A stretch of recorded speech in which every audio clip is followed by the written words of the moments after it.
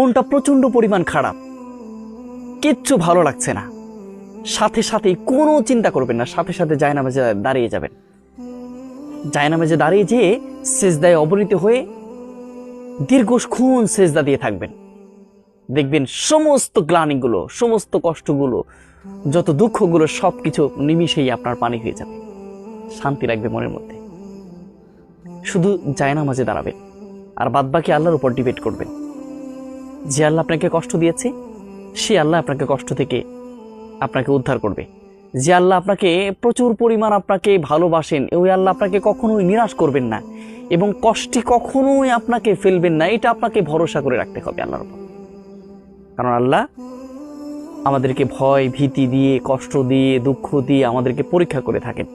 সেজন্য কখনোই হতাশ হয়ে যাবেন না। একটু ধৈর্যহারা হয়ে গেলেই, কষ্ট পড়ে গেলেই যে আল্লাহ আমারই শুধু দেয়,